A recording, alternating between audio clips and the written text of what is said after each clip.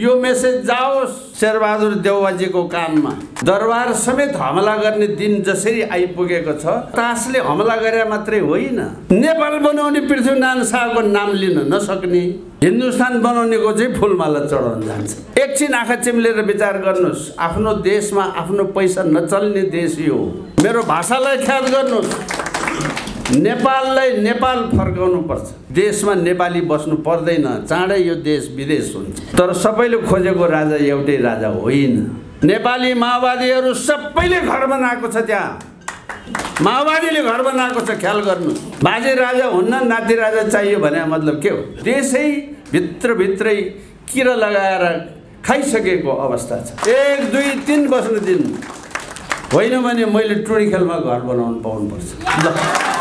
टाउको मोल राख्ने ज्यान मारा बसेर चाहिँ यो मुला प्रधानमन्त्री के गर्नै सक्दैन। हामी शासनको लागि यो काम गरे होइन। यी मान्छे राष्ट्रवादी होइन। यो डरलाग्दो कुरा हो। यो कहीँबाट आश्रित छ।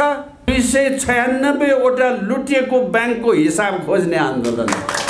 भङ्गताको नाममा इन्द्र जात्रा मास्ने काम गरे। प्राध्यापकको कुरा मात्रै होइन, माओवादी गाली गर्छ महेन्द्रवाद भयो भने। देश सत्यानाश भयो। नवनिर्वाचित पदाधिकारी साथीहरू, उपस्थित महिला एवं सज्जनवृन्द र पत्रकार साथीहरू, आज हामी राष्ट्रिय शक्ति नेपाल परिवारका लागि साह्रै ठुलो, अत्यन्तै ठुलो खुसियालीको अवस्था भएको छ। सबैभन्दा पहिला म आजको सभापति खगेशजीलाई हृदयदेखि नै धन्यवाद एवं आभार व्यक्त गर्न चाहन्छु।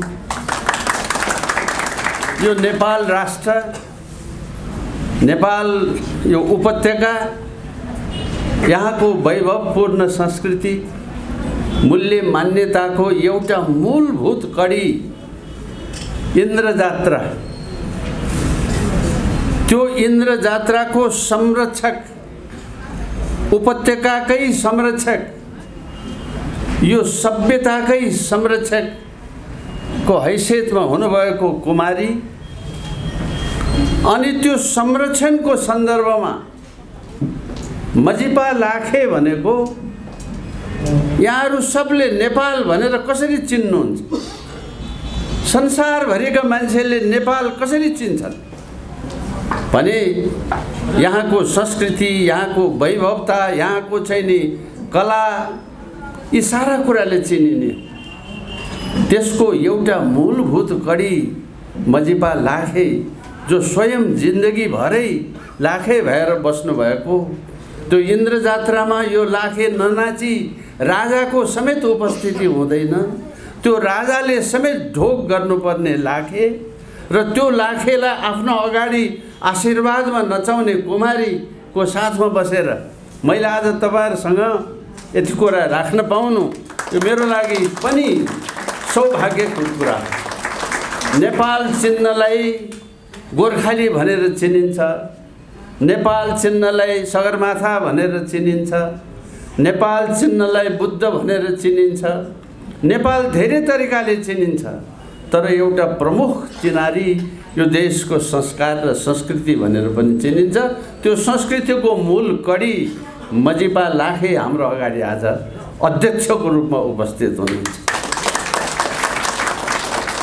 क्रम भङ्ग गर्ने नाममा काठमाडौँकै एउटा चण्डालले, चण्डाल भन्नु भयो, चण्डालको श्रीमती भनौँ, चण्डाल त गोर्खाको हो क्या रे, श्रीमती चाहिँ काठमाडौँको हो। उसले यो इन्द्र जात्रा मास्ने षड्यन्त्र गर्यो। तपाईहरुलाई कतिको जानकारी छ यसमा? माओवादीको शासन भयो, त्यो भट्टराई भन्ने एउटा पूर्व प्रधानमन्त्रीले, जसको श्रीमती चाहिँ यही काठमाडौँको त्यही लाखे नाच हेरेर हुर्केको छ, त्यसले क्रम भङ्गताको नाममा इन्द्र जात्रा मास्ने काम गरे। क्रम भङ्गताको नाममा, अर्थात् देशको संस्कृति मासिएपछि देश मासिन्छ। आज हुँदा हुँदा एक पछि अर्को गरेर दरबार समेत हमला गर्ने दिन जसरी आइपुगेको छ, तासले हमला गरे मात्रै होइन, यो त कहाँदेखि यसको क्रम सुरु भएको छ। जुन बेला पृथ्वीनारायण शाहले पाटनको क्रिस्चियन पादरीलाई कारबाही गर्नुभयो, त्यो दिनदेखि देश मास्ने काम सुरु भएको छ। यो आजको कुरा होइन। त्यसैले आज गोकर्णको रिसोर्ट कसले खायो, दरबारमा कसले रेस्टुरेन्ट बनायो, यो त गौण कुरा हो भन्छु। तर राष्ट्रमाथि षड्यन्त्र कसरी भएको छ भने, हिजो म अफिसमा थिएँ, यिनै बतासे कुराको लागि एउटा टेलिभिजन मसँग अन्तर्वार्ता लिन आउनुभयो। मैले लामो कुरा गरेँ, यही कुरा भने जो म अहिले तपाईहरुलाई भनिराखेको छु। त्यो टेलिभिजन अन्तर्वार्ता लिने व्यक्ति दङ पर्नुभयो। वाह, यो कुरा त अहिलेसम्म कसैले भनेको थिएन भन्नुभयो। मैले भने तपाईँ ठिक मान्छे कहाँ पुग्नु भएकै थिएन त कसले भन्छ? तपाईँ गलत मान्छे कहाँ पुग्नुभयो, त्यसकारण भने अब बल्ल ठिक मान्छे कहाँ आइपुग्नुभयो, कुरा यसो हो भनेर भने खुसी हुनुभयो, दङ्ग पर्नुभयो। म आज 8 बजे टेलिभिजन हेर्नु होला भनेर उहाँले मलाई समय दिनुभयो। 8 बजे बेलुका मेरो घरमा पनि नाति नातिना सबैको खेल्ने, टेलिभिजन हेर्ने, रमाइलो उनीहरूलाई मन परेको चिज हेर्ने टाइम हो। मैले घरमा गएर रिक्वेस्ट गरेँ, बाबु हो आज 8 बजे फलानु टेलिभिजन, मैले नाम नभनेको कारण छैन, त्यो जरुरी नभएर आज हेर्नुपर्छ, एकछिन मलाई समय देऊ है भनेर नाति नातिनासँग समय मागे। गाह्रो मानिकन उनीहरूले मलाई त्यो टेलिभिजनको त्यो रिमोट दिए। मैले भनेको टेलिभिजन थिचेँ, हेरेँ। जति हेर्छु आउँदैन कुरो त, हेर्छु आउँदै खोइ बुवा तेरो आएन भन्छ नाति चाहिँ। खोइ अब आउँछु भनेको थियो भन्छु म चाहिँ। फेरि नातिनीले पनि बुवा तिमीले गरेर हाम्रो कार्यक्रमै खत्तम पारिदियो। उसको नातिको कार्यक्रम मेरो कारणले खत्तम भयो। यथार्थमा टेलिभिजनमा केही पनि आएन। किन आएन भने त्यो व्यक्तिको ब्रह्ममा लागे पनि ऊ बोल्न सक्दैन। ऊ देश बेचुवाको जागिर खाएको छ। देश बेचुवा मान्छेले त्यस्तो कुरा बजाउन सक्दैन। जुन कुरा म अहिले तपाईहरुलाई भनिराखेको छु त्यो कुरा टेलिभिजनमा दिन त्यो टेलिभिजन कम्पनीको मालिकले सक्दैन। किनभने त्यो बिकेको छ, त्यो विदेशीले चलाएको छ, त्यो देशको टेलिभिजन होइन। मैले यो भन्नु पर्यो हुनाले तपाईहरुसँग त्यो टेलिभिजनको नाम लिइन। तर यथार्थमा टेलिभिजन मात्रै होइन, एउटा पत्रकारको कुरा मात्रै होइन, एउटा शिक्षकको कुरा मात्रै होइन, प्राध्यापकको कुरा मात्रै होइन, कर्मचारी मात्रै होइन, यो देशै भित्रै किरा लगाएर खाइसकेको अवस्था छ। देशको प्रहरी जस्तो छैन। मैले अघि नै बारम्बार भन्ने गरेको छु, अड्डामा जानुभयो भने पहिले नै यो एसपी कुन पार्टीको भनेर बुझेर मात्रै जानुहोस्, नत्र तपाईँको काम हुँदैन। त्यो पार्टीको नेता को छ त्यसलाई समातेर मेरो यति काम छ भनिदेऊ न भाइ भनेर मात्रै जानुहोस्, नत्र तपाईँको काम हुँदैन। सिडिओ अफिसमा जानुहोस्, पहिले नै पत्ता लगाएर जानुहोस् यो कुन पार्टीको सिडिओ छ भनेर। सरकार, देशको सरकार छैन, पार्टीको छ। विश्वविद्यालयमा पढ्न जानुहोस्, प्राध्यापक कुन पार्टीको छ त्यो पत्ता लगाएर मात्रै जानुहोस्। हुँदा अहिले भर्खर आज म कान्तिपुर पढ्दै थिएँ, फलानो मेडिकल कम्पनीले पैसा तिरिनुहोस् भने फेल गरिदिन्छु भन्यो अरे। अर्थात् तपाईँ लेनदेन र खानपिनमा हुनुहुन्छ, देशको मामलासँग हुनुहुन्न। त कर्मचारी देशको छैन, पुलिस देशको छैन, शिक्षक देशको छैन, प्राध्यापक देशको छैन, हुँदा उद्योगी व्यापारी देशको छैन। केही समय अगाडिको कुरा हो, आजभोलि त अलिकति छैन। तपाईँ हामी जस्तै मान्छेले हल्ला गरेर होला। बजारमा जानुभयो भने खुद्रा पैसा हिन्दुस्तानी नोट साटासाट हुन्छ। मैले एकपटक यो कहाँको पैसा दिनुभयो साउजी, यो त म चिन्दिनँ भने। यो आइसी पनि थाहा छैन तपाईँलाई भने, थाहा छैन भने मलाई नेपाली पैसा दिनुहोस् न। आजको दिन आजको दिन म नेपालको बजारमा किनमेल गर्दाखेरि मेचीदेखि महाकालीसम्म होस् कुरा छाडिदिनुहोस्, काठमाडौँको त्रिपुरेश्वरमा पैसा खुद्रा हिन्दुस्तानी लेनदेन हुन्छ। मैले नेपाली पैसा देऊ भन्दा साउजी जिल खाए कस्तो हिन्दुस्तान आइजी पनि नचिन्ने मान्छे रहेछ भने यही कुरा आजभन्दा 30 वर्ष 40 वर्ष अगाडि राजा महेन्द्रले गरेका थिए। यो देशमा 50-60 वर्षको उमेरका मान्छे हुनुहुन्छ यहाँ, एकछिन आँखा चिम्लेर विचार गर्नुहोस्। आफ्नो देशमा आफ्नो पैसा नचल्ने देश यो, आफ्नो देशमा आफ्नो पैसा चल्ने राजा महेन्द्रले बनाएको। महेन्द्रवाद भयो भनेर माओवादी गाली गर्छ राजा महेन्द्रलाई, महेन्द्रवाद भयो भनेर एमाले गाली गर्छ राजा महेन्द्रलाई। आफ्नो देशमा आफ्नो पैसा चलाउनु अपराध हो। आफ्नो देशको एउटा छेउबाट अर्को छेउ जानलाई विदेशी भूमि भएर जानुपर्ने देश हो यो। राजा महेन्द्रले चन्दा उठाएर मुठीदान मागेर देशभित्र पूर्व पश्चिम राजमार्ग बनाए। माओवादी गाली गर्छ महेन्द्रवाद भयो भनेर। महेन्द्रले देशभित्र हिँड्ने बाटो बनाइदिए अपराध भयो। यो यस्तो देश भयो, देश बिच्यो भने त्यस कारणले हो, देश सत्यानाश भयो भने त्यस कारणले हो। हामीले पुनः एकताली नेपाललाई नेपाल फर्काउनु पर्छ। मेरो भाषालाई ख्याल गर्नुहोस्, नेपाललाई नेपाल फर्काउनु पर्छ। देशभरि विदेशभरि र नेपाल माया गर्ने विदेशीहरूभरि नेपालप्रति ठुलो भावना छ आजको दिन। तर स्वयं नेपालीले नेपालमाथि गद्दारी गरिराखेको छ। आजभन्दा 5-6 महिना अगाडि यो थानकोटमा त्रिभुवन पार्कमा राष्ट्रिय शक्ति नेपालको 10 नम्बर क्षेत्रको क्षेत्रीय भेला भयो। अहिले हामी 9 नम्बर क्षेत्रको भेला यहाँ गरिराखेका छौँ। 10 नम्बर क्षेत्रको भेला भयो। त्यहाँ तपाईहरू जस्तै साथीभाइहरू त्यहाँ उपस्थित हुनुभयो। त्यो भेलामा मैले यसरी नै आज तपाईहरूलाई बोले जस्तै त्यो क्षेत्रीय भेलालाई बोलिराखेका थिएँ।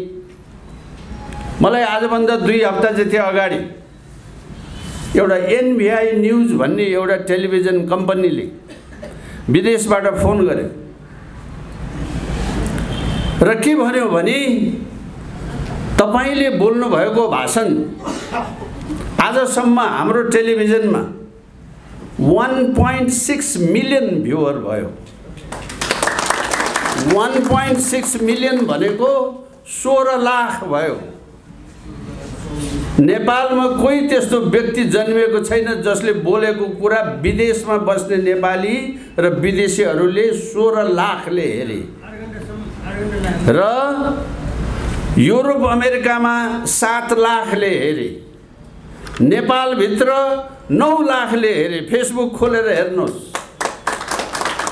त्यसमा 2-3टा कुरा टिकटक पनि बन्यो। मैले एउटा 2टा भाषा नेवारीमा प्रयोग गरेका थिएँ। नेवार साथीभाइहरू बिग्रे। अब जे पनि मलका भनेर बिग्रे भनेर मैले भनेको थिएँ। संसार सिद्धिसक्यो, मलका भनेर नेवार खतम भयो भन्दै थिएँ म। त्यसलाई टिकटक बनाएको छ। त्यो टिकटक पनि 21 लाख मान्छेले हेरिसक्यो। अर्थात् 30 लाख मान्छेले लाइक गरे। अहिले 30 हजारले लाइक गरे, 30 हजारले सेयर गरे कि नेपाल नेपालीको हुनुपर्छ भन्ने कुरालाई समर्थन गरे। यो तपाईँ हामीहरू सबैको आशीर्वादको फल हो। यो मैले भनेको कुरा यति भयो भनेर मैले ठुलो कुरा गरे होइन। मैले अघि नै भने एनबिआई न्युज तपाईहरु हेर्नुहोस् फेसबुकमा, त्यहाँ सबै कुरा डिटेल्समा चाहिँ आजभोलि संसार सानो छ, सबै देखिन्छ, थाहा पाइन्छ है।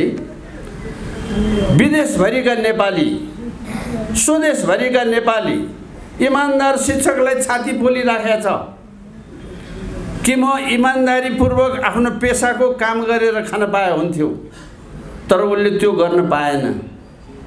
इमानदार पुलिसलाई छाती पोलिराखेको छ, मैले घुस नखाइकन, मैले बेकायदा नगरिकन राष्ट्रको सेवा गर्न पाए हुन्थ्यो भनेर, तर उनलाई 24 घण्टा त्यो दलदलमा फसाइएको छ। हामीले हेर्दाखेरि झट्ट पुलिसलाई गाली त गर्छौँ, सबै पुलिस त्यस्ता छैनन्।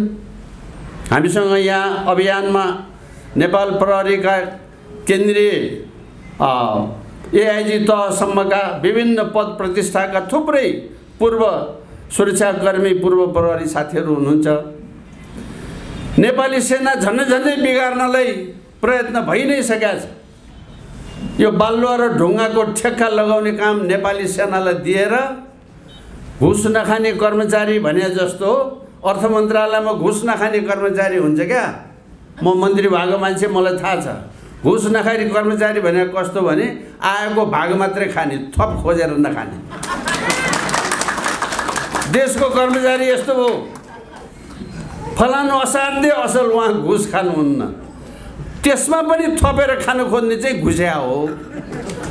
होइन भने सत्य कर्मचारी चाहिँ नि त्यो आएको भाग मात्रै खाने। पुलिसको अफिसर भयो, आएको भाग मात्रै खाने। सेनाको अफिसर भयो, आएको भाग मात्रै खाने। अब आएको भाग मात्रै खाने असल कर्मचारीबाट शासन चल्ने र चलाउने हो भने देशमा नेपाली बस्नु पर्दैन। चाँडै यो देश विदेश हुन्छ, चाँडै यो देश विदेश हुन्छ। त्यसकारण हामीलाई चिन्ता परेको छ, हामीलाई पीर परेको छ। निन्द्रा लाग्दैन। अघि एकछिन कति रमाइलो, बहिनीहरू नाच्नु भयो, यति मिठो स्वरले गाउनु भयो, आनन्द भयो, ओहो स्वर्गमा गए जस्तो भयो एकैछिन। तर तपाईँ हिजो रातिदेखि आजसम्म कसरी जिन्दगी बिताएर आउनुभयो? रातभरि छटपटिएर आउनुभयो, देश डुबेकोले दिक्क भएर आउनुभयो, बर्बादी हेरेर आउनुभयो, छटपटिएर यहाँसम्म आइसक्नु भएको छ, पिरोले आउनु भएको छ। यहाँ मधेसबाट 2-3 जना बहिनी आएका छन्। आज यो 9 नम्बर क्षेत्रको भेलामा उहाँ मधेसदेखि किन आएको होला दौडेर? ऊ यहाँ एकजना बहिनी यही अगाडि नै हुनुहुन्छ। त्यो आगो किनभने त्यो छटपटी छ, बर्बाद भएको छ, दिनदिनै लुटेको छ, दिनदिनै दुःख पाएको छ। कहाँ गएर शान्ति पाइन्छ? मान्छेलाई पीर परेको।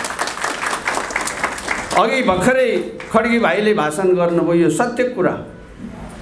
असल र इमान्दार भएर बस्ने अवस्था आजको दिन छैन। अब एकातिर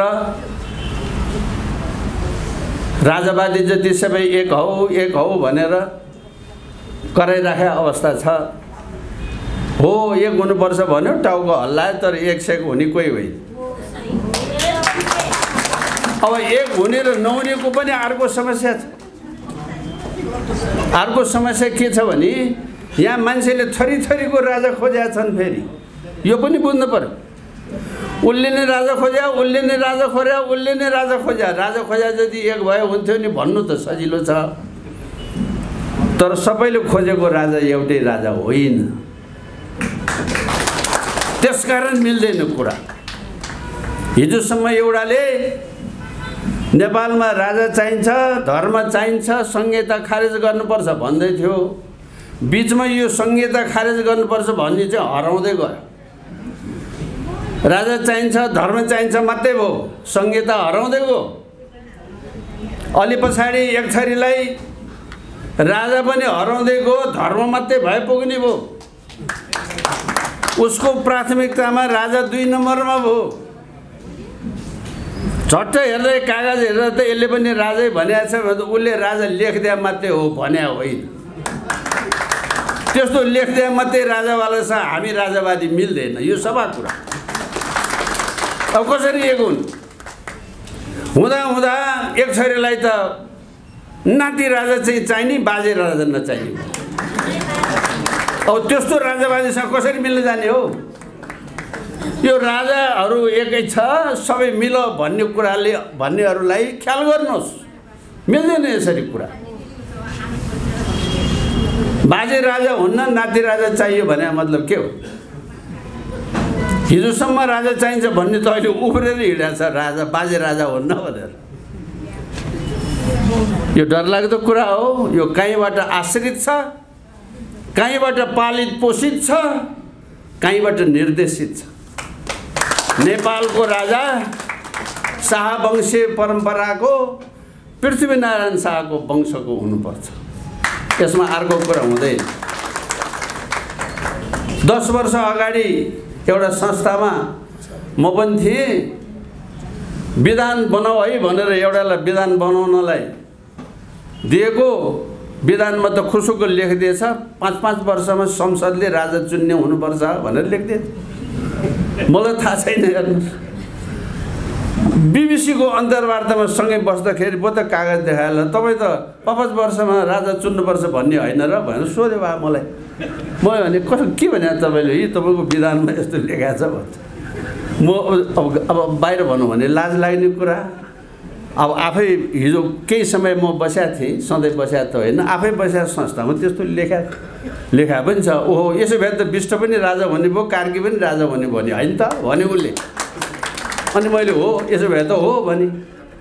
अब हेर्नुहोस् है, त्यो अगाडिको टाउको पनि छैन, पछाडिको टाउको पनि छैन, पुच्छर पनि छैन। केशरबहादुर विष्टले विष्ट भए पनि हुन्छ, कार्की भए पनि हुन्छ, राजा भन्यो भनेर यति मात्रैको टिकटक बनाएर साउन 4 गते बसन्तपुरमा, गत साउन 4 गते 20,000 को जुलुस गऱ्यौँ हामीले बसन्तपुरमा। राति 10 बजे एक छोरीले त्यस्तो टिकटक बनाएर भाइरल गरिदियो। ओ यो त बेइमान बदमास रहेछ केशरबहादुर, यो त विष्ट राजा चाहिन्छ भन्न थाल्यो भनेर आएको। तपाईहरु कयौँले त्यो टिकटक हेर्नुभयो होला। अर्थात् देशमा एउटा सत्य काम गर्न हिँडेको मान्छेको विरुद्धमा कसरी षड्यन्त्र हुन्छको मैले तपाईहरुलाई एउटा उदाहरण बनाएको। यो सारा कुराहरुलाई ख्याल गरेन भने, बुझेन भने मान्छेलाई भ्रम पर्छ। हाम्रो अभियानमा हिँड्ने साथीहरुलाई यस्तो भ्रमले बिहानै बेलुका अनेक किसिमको भ्रम पार्दिने, उल्टापल्टा कुरा सुनाइदिने, भएको नभएको कुरा लगाइदिने, यस्तो पनि गर्ने चलन छ। अब अहिले एउटा नयाँ बुद्धि आइरहेछ फेरि। म त्रिभुवन विश्वविद्यालयमा पढाउने प्राध्यापक हुँ। मैले केही वर्ष पाटन कलेजमा पनि पढाएँ। सौभाग्यले अहिले भन्दाखेरि कहिलेकाहीँ म भन्दिनँ, तर स्वयं उहाँले नै भन्ने गरे हुनाले म दोहोऱ्याइदिउँ। हाम्रो जनरल रामकृष्ण थापा मैले पढाएको विद्यार्थी हुनुहुन्छ। मैले पाटन कलेजमा उहाँलाई पढाएको। उहाँ बीए पढ्दै हुनुहुन्थ्यो त्यति बेला। आज हामीसँगै एउटा मित्र भएर नेताको रूपमा हामी सँगसँगै बसेर काम गरिरहेका छौँ। त्यो पढाएको बेलादेखिको आजसम्म हामीहरूको सङ्गत र सम्पर्क टुटेको छैन। आज दुईटा मान्छे, अर्को जर साहब खत्री जर साहब, मैले भर्खरै मेरो सौभाग्य भयो नेपालको राजनीति र सुरक्षा बन्दोबस्त र व्यवस्थाकोमा विशेषज्ञता हासिल गर्नुभएको जर साहब आज हामीहरूको माझमा केन्द्रीय अभियन्ताको रूपमा आउनुभएको छ। म हृदयदेखि नै उहाँलाई एकताली स्वागत गर्न चाहन्छु। हाम्रो चलन अनुसार उहाँ एउटा सम्मानित व्यक्तित्वको रूपमा आज हामीले स्वागत गर्यौं। अब भविष्यमा उहाँलाई हामीले कामको जिम्मेवारीमा हामीहरू सँगै बसेर जिम्मेवारी बाँडफाँड गरौँला। अनि त्यसपछाडि राष्ट्रिय शक्ति नेपालको नेता भनेर फेरि यसरी नै मञ्चमा राखेर हामी सत्कार गर्ने हामी अवसर ल्याउँला भन्ने हामीलाई आशा लागेको छ। त्यस्तै किसिमबाट आजभन्दा 30औं वर्ष अगाडि मैले अस्ति पनि अफिसमा भने, 30औं वर्ष अगाडि शिक्षा जगतमा नेपालभरिको प्राथमिक र निमावी स्तरको राष्ट्रिय अध्यक्षको रूपमा काम गरिरहनु भएको मलाई त्यति बेलाको म शिक्षा मन्त्री हुँदाखेरि धुमधामै ठुलो साथ सहयोग दिनुभएको माट साहब देशको परिस्थितिले दिगदार भएर देशै छोडेर अमेरिका गएर बस्नु भएको। गएको 2 वर्षदेखि फकाउँदा तपाईँ त देश छोडेर जानुभयो, ठिकै छ। हामी चाहिँ कहाँ जाउँ? हामी त देश छोडेर जाने पक्षमा छैनौँ। यही गर्नुपर्छ सङ्घर्ष। तपाईँ पनि बाहिर बसेर देशको चिन्ता नगर्नुहोस्, यतै आउनुहोस्, यहीँ बसेर सँगै काम गरौँ भनेर हामीले बारम्बार अनुरोध गऱ्यौँ। त्यो अनुरोधलाई स्वीकार गरेर आज हामीसँग यहाँ आएर आज भर्खरै मैले केन्द्रीय अभियन्ताको रूपमा उहाँलाई पनि सम्मान गर्ने मौका पाएँ। रुद्र माट साहब, म माट साहब भन्छु, वरिष्ठ शिक्षाविद 8 नम्बर क्षेत्रमा हुनुहुन्छ रुद्र सापकोटाजी। अब 8 नम्बर क्षेत्रले अर्को फेरि यस्तै किसिमको भेला गर्दाखेरि अब उहाँको भूमिका र कामहरू हामीहरू सबै गर्छौँ। अर्थात् एक थोपा गर्दै हिरामणि ज्वारा जोड्दै हामी यो शक्तिलाई ताकतवान बनाइराखेका छौँ। आजको दिन तपाईहरुलाई भन्दाखेरि मलाई बडो ठुलो गौरव लाग्छ। भर्खरै पूर्वमा पश्चिममा हाम्रो साथीहरू गएर आउनुभयो।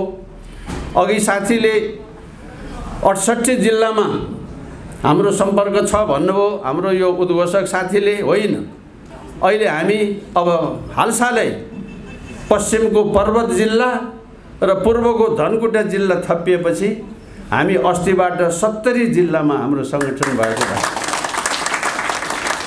70 जिल्लामै हामी टनाटन संगठन ठुलो भइसक्यो त्यो मैले भने होइन, तर 70 जिल्लामा अब हामीहरूको संगठनात्मक गतिविधि सुरु भयो। कहीँ हामी भर्खर सम्पर्क समितिमा छौँ, कति जिल्लामा भर्खर बन्दैछ। कहीँ हामी जिल्ला समिति सानो सम्पर्क समितिमा पुगेका छौँ र कहीँ हामीले ठुलै जिल्ला समितिहरू गठन गरिसकेका छौँ। हामीले सयौं साना ठुला भेलाहरू गरिसकेका छौँ। यस्तै किसिमको भेलाहरू गरिसकेका छौँ।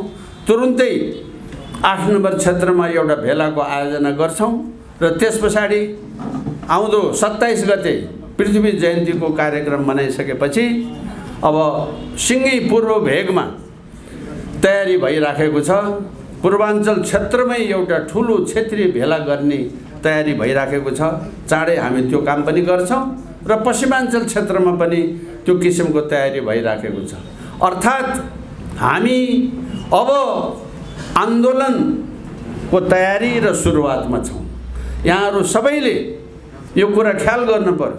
आन्दोलन भनेको हत्या हिंसा गर्ने होइन, ज्यान मार्न जाने होइन, लुट्न जाने होइन। यो आन्दोलन चाहिँ कस्तो भने 296 वटा लुटिएको ब्याङ्कको हिसाब खोज्ने आन्दोलन हो। यसभन्दा अगाडि देशमा 296 पटक ब्याङ्क लुटिएको छ। त्यो हिसाब बुझाउनु पर्छ। हामीले खोज्ने हिसाब चाहिँ त्यस्तो हिसाब। अरू त कुरा छाड्दिनुस्। यो अहिलेको बतासे कुरा मैले हिजो टेलिभिजनमा भनेको, त्यो मनरा खोलाको छेउमा आजकै बालवाला प्रधानमन्त्री शेरबहादुर देउवा प्रधानमन्त्री भएको बेलामा आजभन्दा झन्डै 10 वर्ष अघि त्यो मनरा खोलामा उहाँकै हातले शिलान्यास गरेको मान्छे हो भने, स्वाभिमान हो भने यो मेसेज जाओस् शेरबहादुर देउवाजीको कानमा। उहाँले नै शिलान्यास गरेको कि त्यहाँ एउटा इन्टरनेसनल कुलिङ सेन्टर बनाउने भन्ने थियो मनरा खोलाको छेउमा। त्यो सरकारी जग्गा हो। आनाको अहिले 1.5 करोड जान्छ। त्यो नेपाली माओवादीहरू सबैले घर बनाएको छ। त्यहाँ माओवादीले घर बनाएको छ। ख्याल गर्नु। म तपाईहरुलाई अहिले नै सार्वजनिक घोषणा गर्छु, कथम कदाचित हामी खाले मान्छे आयो शासनमा भने म पहिले त्यो घर भत्काउँछु। याद यो त्यहाँको दरबारको बतासे कुरा मात्रै होइन। तपाईँ हामीले केटाकेटीदेखि यो काठमाडौँको नेवार उठ्यो भने के उठेर के गर्नु पर्यो? काठमाडौँको नेवारले यो बागमती र विष्णुमती हेर्नुहोस् त। तपाईँ हामीले सधैँ माछा मारिराखेको, खेलिराखेको, पौडी खेलिराखेको, देशवासीले स्वच्छ पानीको व्यवहार गरिराखेको खोला हो यो। आज खोला कहाँनिर सध्य छ र को बसेको छ यो खोलामा? छोड्नुपर्छ ठाउँ। हुँदैन। थापाथलीका पुल मुनिका दाजुभाइले अन्तै ठाउँ खोज्नुपर्छ। त्यहाँ बस्न पाइँदैन। 1, 2, 3 बस्न दिनु होइन भने मैले टुँडीखेलमा घर बनाउनु पाउनुपर्छ। काठमाडौँवासीले भन्नुहोस्, यो लाखेले भन्नुहोस् म टुँडीखेलमा घर बनाउँछु भनेर। कसरी नदिन्? वाह, जो मन लाग्यो त्यो त्यसले जहाँ गऱ्यो भने म काठमाडौँवासीले चाहिँ टुँडीखेलमा घर बनाउनु नपाउने? मेरो घर चाहिएन। भक्तपुर बाहेको जरसाबले किन नबनाउने? मैले किन नबनाउने? यो त अत्याचार भयो नि, मनपरी भयो नि। म त्यही भएर भन्दैछु ओली के अरे बालवाला प्रधानमन्त्रीलाई, उहाँको हातबाट हेर्नुहोस् देशको बेइज्जती कस्तो छ। जापानको सम्राटले, म तपाईहरुलाई म कुनै बेला कृषि मन्त्री पनि थिएँ, जापानको सम्राटले नेपाली राजालाई श्री 5 वीरेन्द्र महाराज सरकारलाई एउटा अन्तर्राष्ट्रिय कुलिङ सेन्टर उपहार दिएको। दुईटा कुरा उपहार दिएको, एउटा कर्णालीको एकातिर मात्रैको झोलुङ्गे पुल, बुझिराख्नुपर्छ नेपाली जनता। त्यो विचित्रको एसियामै नभएको एउटा झोलुङ्गे पुल अहिले त अन्त पनि धेरै बनिसक्यो, तर नेपालको त्यो कर्णालीको झोलुङ्गे पुल भनेको एकापट्टि मात्रै पोल भएको झोलुङ्गे पुल, मोटर जाने झोलुङ्गे पुल, त्यो जापानी सरकारले नेपाली राजालाई उपहार दिएको। दुईटा उपहार जापानी सरकारले दिएको के को उपलक्ष्यमा भने जापानी सम्राटको जन्मदिनको उपलक्ष्यमा। एउटा कर्णालीको झोलुङ्गे पुल, एउटा मनराको अन्तर्राष्ट्रिय कुलिङ सेन्टर। अर्थात् नेपाली किसानहरूको, नेपाली फुल व्यवसायीहरूको, अघि यहाँ दुईटा बहिनी तरकारी व्यवसायीको बहिनीलाई मैले साधारण सदस्य बनाएँ। उहाँहरू तरकारी व्यवसायको महिला यो टोलको, उहाँहरूको जीवनमा उहाँहरूले बेचेको तरकारी युरोप अमेरिका कसरी पुर्याउने कल्पना छ? देशले सोच्ने भने यस्तो कुरा जापानी सरकारले सोचेर नेपाली राजा त्यहाँबाट जस्ताको तस्तै फ्रेस भएर एयरपोर्टबाट हवाईजहाजमा उडाउनुहोस्। संसारमा हल्यान्ड भन्ने देशले दिनको 4वटा 747 हवाईजहाजमा त्यो ट्युलिप भन्ने फुल मात्रै निकासी गर्छ संसारभरिलाई। त्यो त्यसै निकासी हुँदैन। त्यसका लागि अन्तर्राष्ट्रिय कुलिङ सेन्टर चाहिन्छ।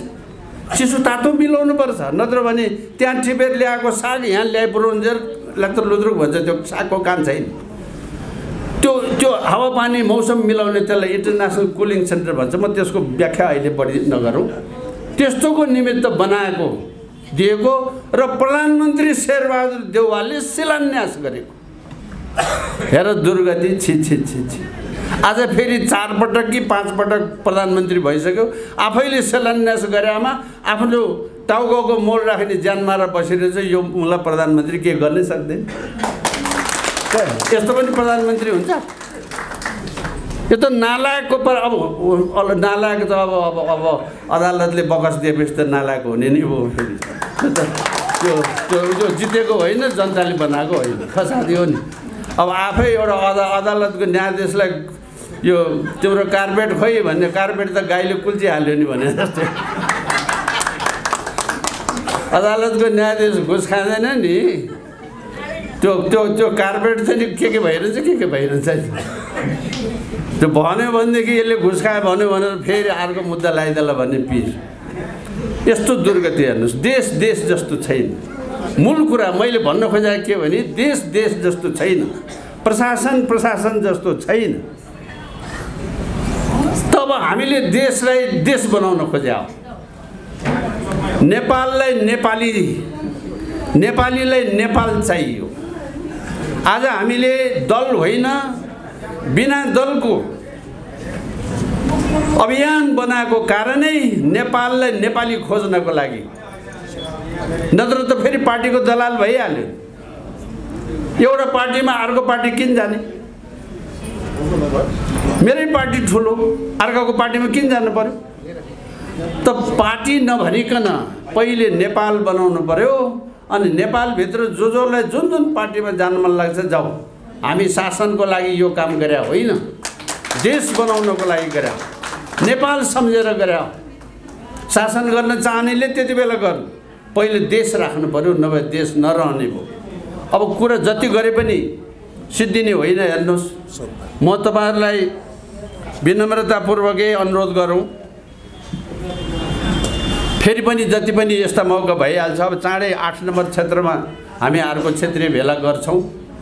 मैले त 8 र 9 नम्बरको एकैपटक गर्नुहोस् न पनि भने हो। 8 नम्बरको साथीहरूले होइन हामी अलगै गर्छु भन्नुभयो, झनै राम्रो भयो।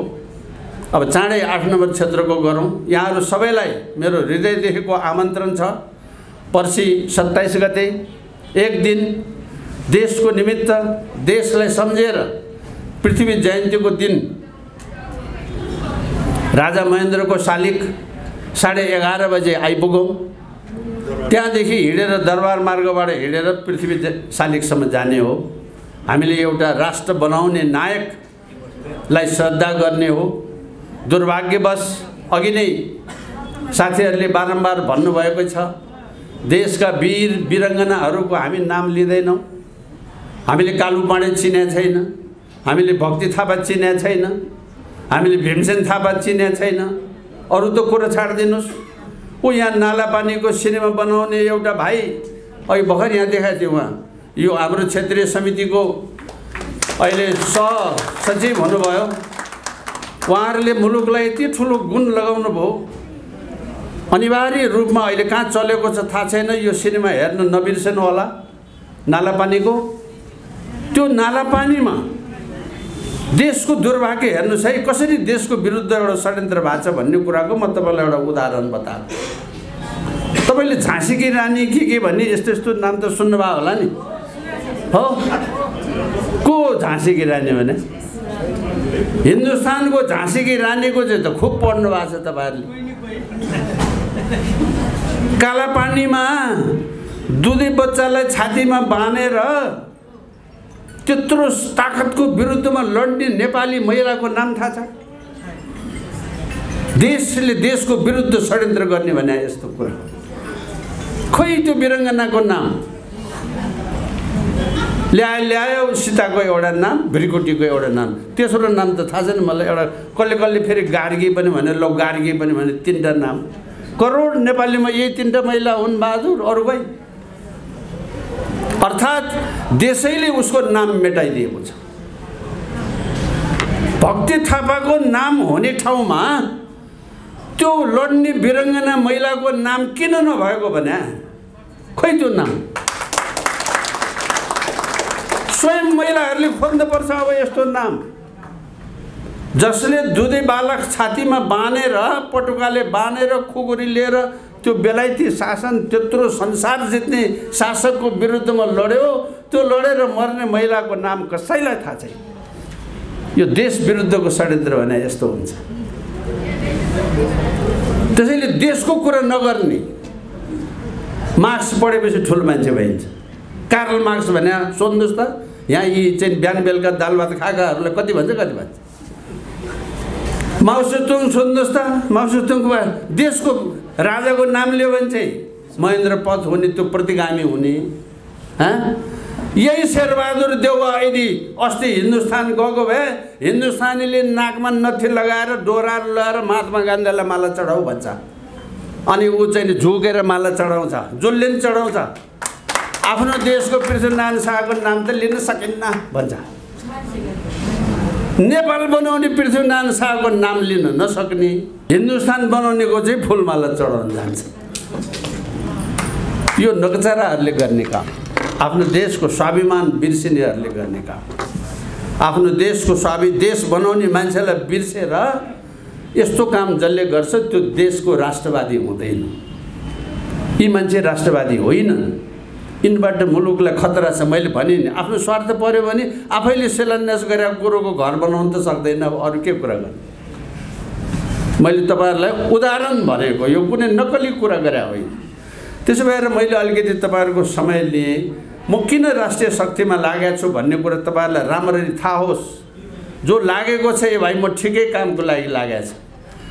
हामी कहाँ आउनुहुन्छ बेला बेला थुप्रै साथीहरू, म के पाउँछु भनेर सोध्नुहुन्छ। हामीले सोझै भन्ने गरिरहेको छ, केही पनि पाइँदैन। म के दिन सक्छु भन्नुहुन्छ भने आउनुहोस् यहाँ। म के पाउँछु भन्नेले यहाँ केही पनि पाइँदैन। आत्मसम्मान पाइन्छ, स्वाभिमान पाइन्छ, नेपालको गौरव पाइन्छ। अब यसलाई मूल्यमा दाँजेर अमूल्य भन्ठान्नुहोस् भने तपाईँको खुसी। त्यो केही पनि होइन। नेपाल भने के हो र, 2 लाखमा गाडी चढ्न पाउने ठाउँ नै मेरो लागि ठुलो हो भन्नुहुन्छ भने त्यही बुझेँ। म त त्यस्तो गर्न दिन्न, म त्यस्तो गर्न हुन्न भन्छु। त्यसो भएको हुनाले साथी हो, तपाईँहरू सबैलाई हृदयदेखि नै धन्यवाद छ। हाम्रो खगेश भाइलाई हृदयदेखि धन्यवाद छ। हाम्रो कुमारीलाई मेरो हृदयदेखि आभारी छ। स्वयं देश बनाउने राजा पृथ्वीनारायण शाहले काठमाडौँ उत्रिसकेपछि सबैभन्दा पहिले कुमारीको हातको टीका लगाएर अनि देशको अभियान सुरु गरे। कुमारीले पनि 5 औँलाले टीका लगाएको। यो 5 औँलाले टीका लाउने भने ठुलो कुरा हो। टीका यसरी पनि लाउन सकिन्छ, टीका साइलो औँलाले मात्रै पनि लाउन सकिन्छ, टीका 3 औँलाले मात्रै पनि लाउन सकिन्छ। तर 5 औँलाले टीका लाउने भनेको त्यो मान्छेलाई सम्पूर्ण अधिकार भगवानले पनि दिए। कुमारीले सम्पूर्ण अधिकार भगवानले आशीर्वाद निधारमा पृथ्वीनारायण शाहलाई दिएपछि यो देशको एकीकरणको प्रक्रियाको बृहत्तता सुरु भएको। त्यसो भएको हुनाले केही समय अगाडि कुमारीसँग हाम्रो भेट भयो अनि कुमारीलाई हामीले स्वागत गऱ्यौँ अफिसमा। कुमारीलाई अफिसमा स्वागत गरेपछि टीका लाउने कुरा भयो। मैले भने म त कुमारीलाई टीका लाउँदिन, कुमारीले पो हामीलाई टीका लाउने हो, हामीले कुमारीलाई टीका लाउने होइन भनेर मैले त्यसो भने। बाहिर एउटाले आलोचना गरिहाल्नु भयो, ल केशरबहादुर कति माथिएको, कुमारीलाई टीका लगाइदिएछ केशरबहादुरले भने। हेर्नुहोस् है, यो मैले यो बाहिर अरूलाई थाहा नभएको कुरा उहाँलाई चाहिँ थाहा छ, तर मैले भनिदिएँ नाम नलिकन भनिदिएँ। कति ठुलो भएको केशरबहादुर कुमारीलाई टीका लगाइदिएछ। मैले टीका ला होइन, म भन्दैछु, म उल्टो त्यो कसले भन्छ भनेर होइन, मेरो संस्कारले भगवानलाई मैले टीका लाउने हो। म त भगवानको हातबाट टीका लाउने मान्छे हुँ। मैले त्यसो भनेर टीका नलाएको मान्छे। त्यो कुमारी निस्किनु पाएको छैन अफिसबाट। बाहिर आलोचना चाहिँ के भयो भने केशरबहादुर यति माथिएको ठुलो मान्छे भएको कि कुमारीलाई टीका लगाइदियो, ल भयो अब भनेर। मैले लाएको छैन, कुमारी यहीँ हुनुहुन्छ, म खगेश भाइले भेटाउनु भएको हो मलाई। म त्यस्तो अनुशासन वा तह नाग्ने मान्छे होइन, तर राष्ट्र विरोधीका लागि, राष्ट्रघातीका लागि आफ्नो प्राण पनि दिने मान्छे हुँ। म कसैले भनेर डराउने वा त्यसको पछाडि हल्लामा लाग्ने मान्छे म होइन।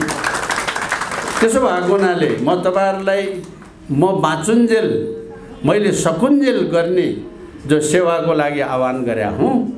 अब यहाँहरु सबै जसरी पाल्नु भएको छ त्यही किसिमबाट साथ सहयोग गरौँ। मुरी धन्यवाद छ।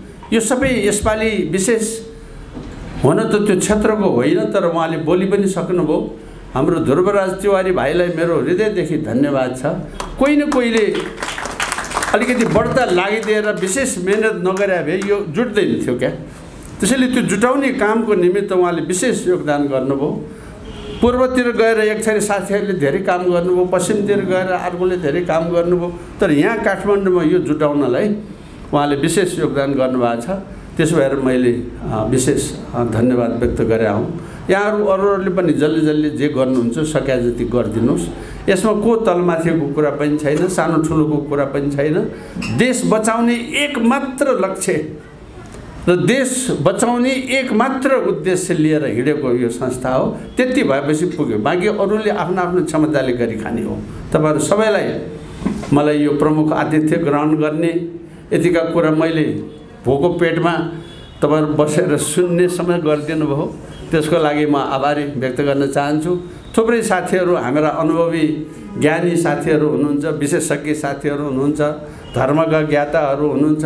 अलि पछि आउनुभयो हाम्रो लामा, उहाँको जहिले पनि पछि आउनुहुन्छ, त्यसो भएर समस्या हुन्छ। अर्कोपल्ट चाहिँ पछि नआउनु होला भन्दै त्यसो भन्दै म बुद्ध लामाजीलाई चिनाउन चाहन्छु। उहाँ अन्तर्धर्म धार्मिक समन्वय समितिको समन्वयकर्ता हुनुहुन्छ, बुद्ध लामा हुनुहुन्छ।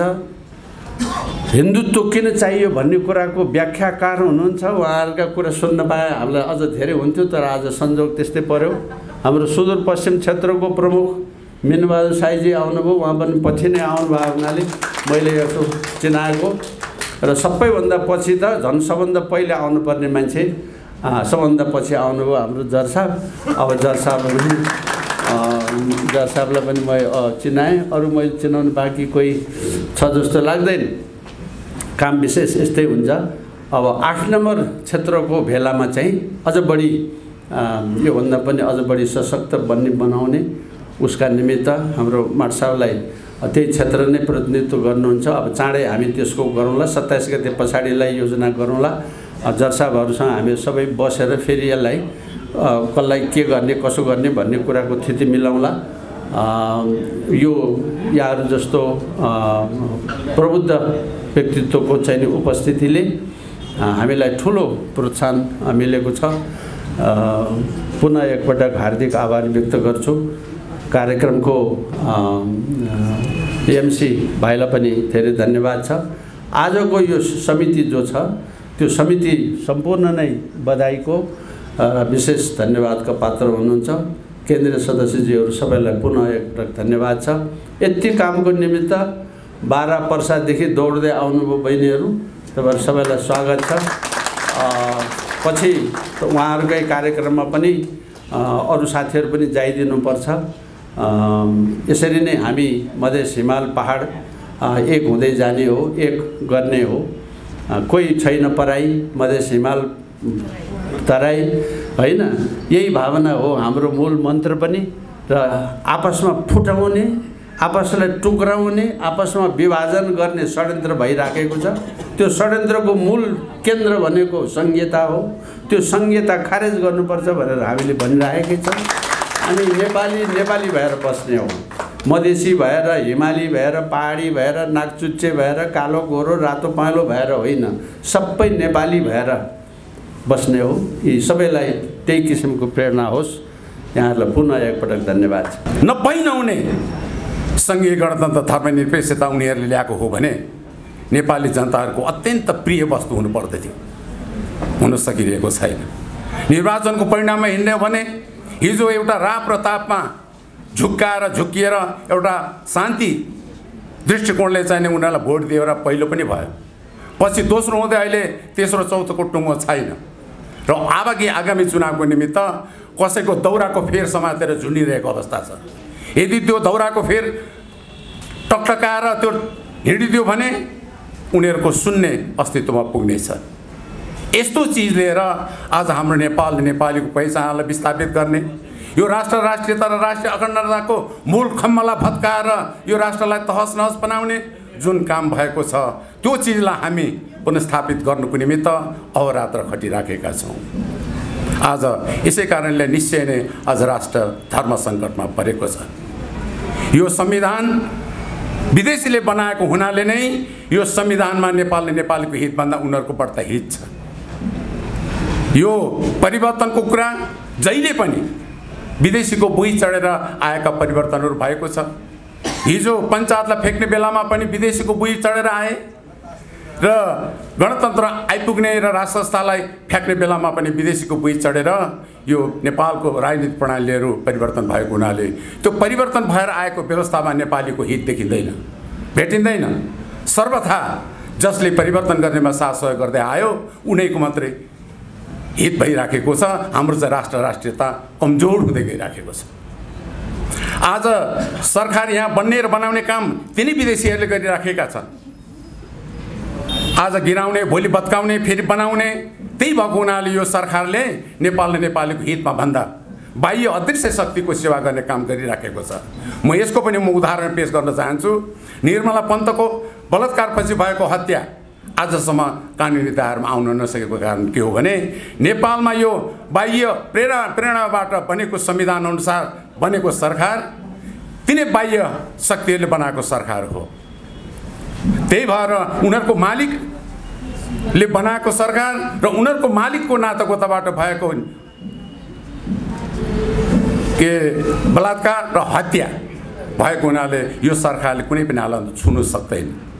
त्यसै गरिकन तुइन घटना पनि यहाँले सुन्नु भएको छ। तुइन घटना काटेर मार्यो भन्ने कुरा सर्वत्र नेपाल सबै बोलिराखेको छ, तर पनि कानुनी दायरामा आउन नसकेको कारण विदेशी जुन अदृश्य शक्तिले यो काम गरिराखेको छ त्यसैले बनाएको सरकार भएको हुनाले अब उनीहरूको मालिकको तर्फबाट त्यो हत्या काम भएको हुनाले उनीहरूको मालिकको नातागोताबाट त्यो भएको हत्यालाई कानुनी दायरामा आउन सक्दैन। मेरो भनाइको मतलब निवेदन गर्न चाहन्छु कि यो विदेशबाट प्रेरित संविधानले नेपालीको हितमा छैन भने विदेशीबाट बनाइएको सरकारबाट नेपालको संरक्षण, नेपालको नागरिकको संरक्षण हुन सक्दैन, सकिरहेको छैन। त्यसले गर्दा हामी यो राष्ट्रिय शक्ति नेपाल, हामी यो पहिचानलाई स्थापित गर्नुको निमित्त लागि परेका छौँ।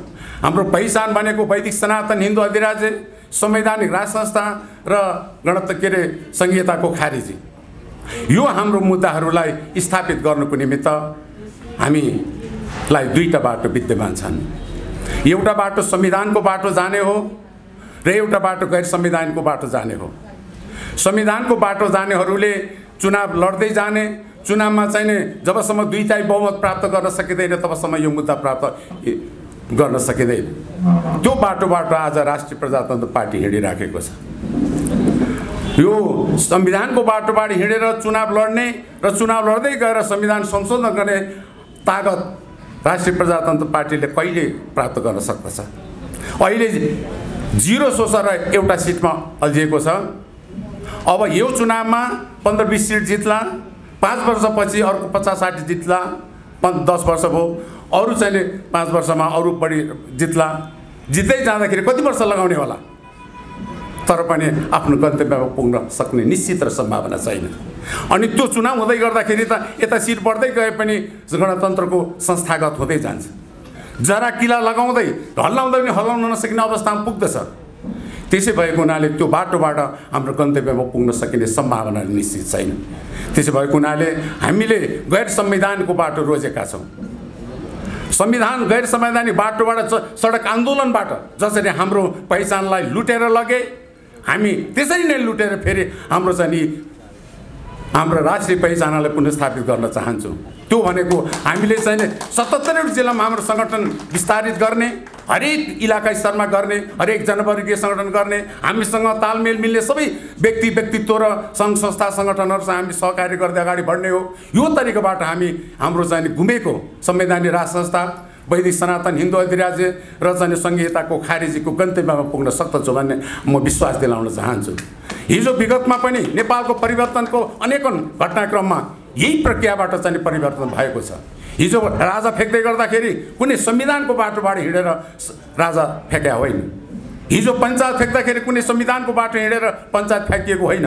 बहुदलीय व्यवस्थाबाट गणतन्त्रमा पुग्ने र पुर्याउने काम पनि संविधानको बाटोबाट हिँडाएर परिवर्तन भएको छैन।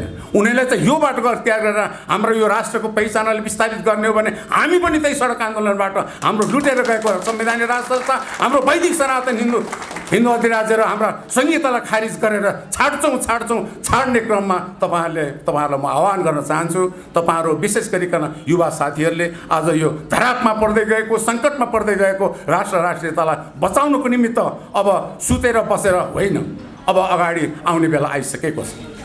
एकातिर सत्तामा रहेका गणतान्त्रिक सरकारहरूले चुनाव गर्दै जाने घोषणा गर्न खोजिराखेको छ। यदि चुनाव हुँदै गयो भने यो गणतन्त्र चाहिँ संस्थागत हुँदै गइसकेपछि फेरि पनि हल्लाउनलाई हामीलाई गाह्रो हुन्छ। तर यतिखेर उनीहरू आफै हल्लिएको छ र यो चाहिँ गणतान्त्रिक नेताहरू र पिल्लरहरू डगमगाइरहेको अवस्था छ। उनीहरूको चाहिँ संवैधानिक अङ्गहरू चाहिँ टिलपिलाइराखेको छ। कुनै पनि राष्ट्रको चाहिँ राज्य सञ्चालन गर्नको निमित्त 3वटा संवैधानिक अङ्गहरूको आवश्यकता पर्दछ। त्यो भनेको कार्यपालिका, न्यायपालिका र व्यवस्थापिका। कार्यपालिका भनेको मन्त्री परिषद, 2/3 झन्डै 2/3 सरकार थियो। त्यो सरकार आपसी व्यक्तिगत स्वार्थमा लडाइँ गरेर आफै गिर्न गयो। अहिले चाहिँ दृश्य अदृश्य गठबन्धनको कारणले बन्न गएको सरकार, त्यसको पनि भरोसा छैन। न्यायपालिकाको कुरा गर्नुहुन्छ भने अहिले न्याय पाइरहनु पर्ने, दिइरहनु पर्ने नेपाली जनतालाई उनीहरू आपसमा जिन्दाबाद र मुर्दाबाद रातौँ दिन त्यहाँ झगडा भइरहेको देखिन्छ। अब त्यसको पनि चाहिँ असफल भएको कुरा म तपाईँहरूलाई निवेदन गर्न चाहन्छु। अर्को व्यवस्थापिका संसद, उस्तै अर्को नाटककार छ त्यहाँ। कहिले नेपाली जनताको जनप्रतिनिधिमूलक संस्थामा नेपाली जनताको चाहिँ दुःख पिरमार्काको बारेमा बहस हुनुपर्ने, तर त्यहाँ पनि जिन्दाबाद र मुर्दाबाद नै छ।